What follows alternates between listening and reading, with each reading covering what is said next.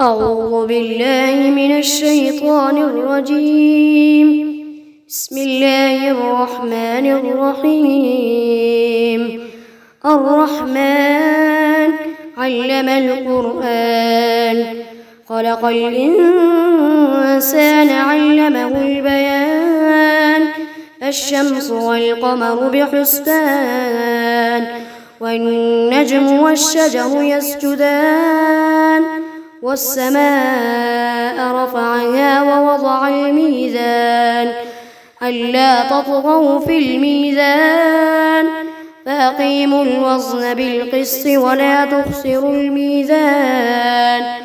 والأرض وضعها للأنام، فيها فاكهة والنخل ذات الأكمام، والحب ذو العصف والريحان.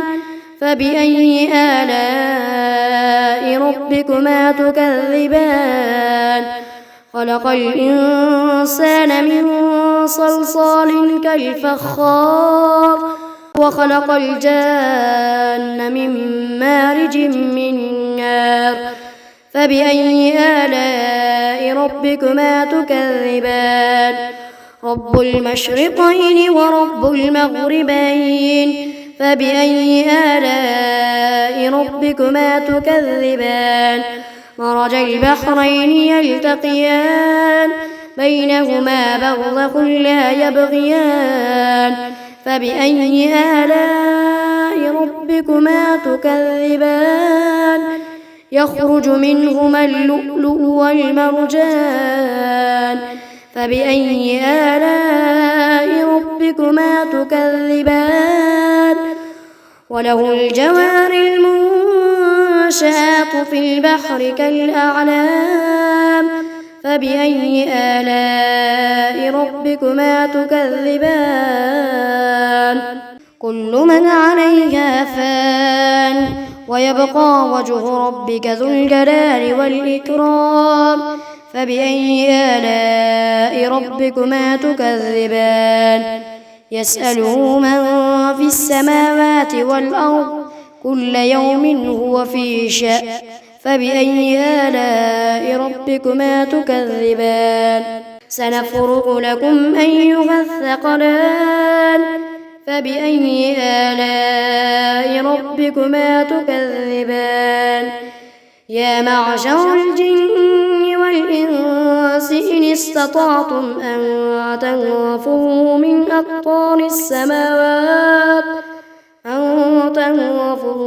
أقطار السماوات والأرض فانفذوا، لا تنفذون إلا بسلطان. فبأي آلاء ربكما تكذبان؟ يرسل عليكما شواظ من نار ونحاس فلا تنتصران. فبأي آلاء ربكما تكذبان؟ فإذا انشقت السماء فكانت وردة كالدهان. فبأي آلاء ربكما تكذبان؟ فيومئذ لا يسأل عن ذنبه إنس ولا جان. فبأي آلاء ربكما تكذبان؟ يعرف المجرمون بسيماهم فيؤخذ بالنواصي والأقدام. فبأي آلاء ربكما تكذبان؟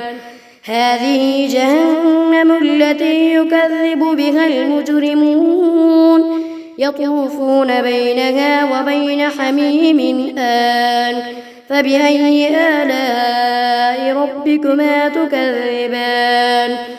ولمن خاف مقام ربه جنتان. فبأي آلاء ربكما تكذبان؟ ذواتا أفنان. فبأي آلاء ربكما تكذبان؟ فيهما عينان تجريان. فبأي آلاء ربكما تكذبان؟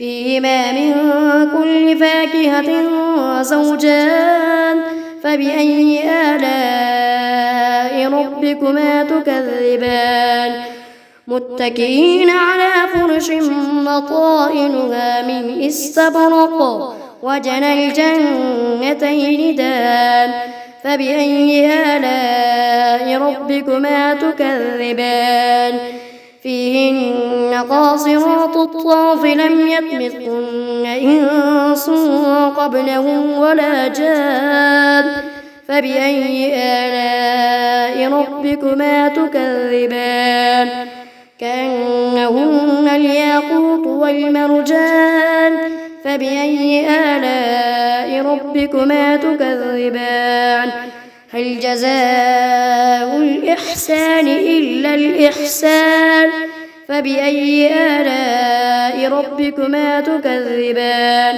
ومن دونهما جنتان فبأي آلاء ربكما تكذبان مدهامتان فبأي آلاء ربكما تكذبان فيهما عينان نضاختان فبأي آلاء ربكما تكذبان فيهما فاكهة ونخل ورمان فبأي آلاء ربكما تكذبان فيهن خيرات حسان فبأي آلاء ربكما تكذبان حور مقصورات في الخيام فبأي آلاء ربكما تكذبان لم يطمثهن إنس قبلهم ولا جان